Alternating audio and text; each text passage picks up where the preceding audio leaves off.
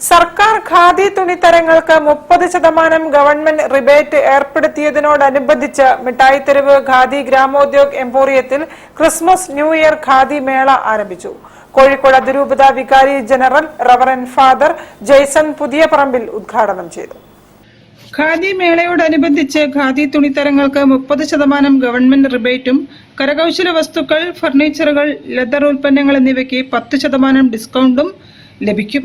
ഇതിനു പുറമെ വർഷാവസാനം കണക്കിലെടുത്ത് ചിലയിനം തുണിത്തരങ്ങൾക്ക് പ്രത്യേകം സജ്ജമാക്കിയ കൗണ്ടറിലൂടെ റിബേറ്റിന് പുറമെ 50% പ്രത്യേക കിഴിവും മേളയിലൂടെ ലഭിക്കും.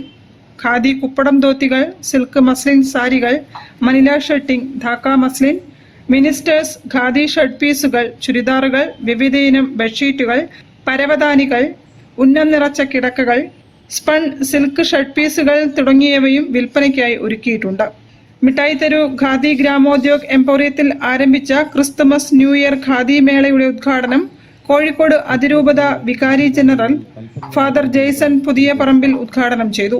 പ്രകൃതി സംരക്ഷണത്തിൽ താൽപര്യമുള്ളവരെയും ഖാദി വസ്ത്രത്തെയും ഗ്രാമീണ ഉൽപ്പന്നങ്ങളെയും സ്നേഹിക്കണമെന്നും പ്രഥമ പരിഗണന നൽകി വാങ്ങുകയും പ്രചരിപ്പിക്കുകയും ചെയ്യണമെന്നും അദ്ദേഹം പറഞ്ഞു.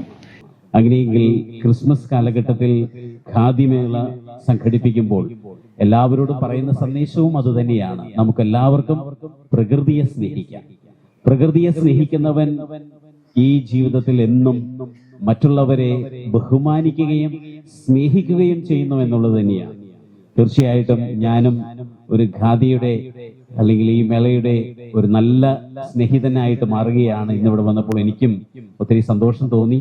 എന്റെ കൂടെയുള്ളവരോടൊക്കെ ഇതിനെക്കുറിച്ച് ഞാൻ സംസാരിക്കുന്നതായിരിക്കും. തീർച്ചയായിട്ടും ഇതിന്റെ പ്രാധാന്യം വിളിച്ചോതുന്നതായിരിക്കും.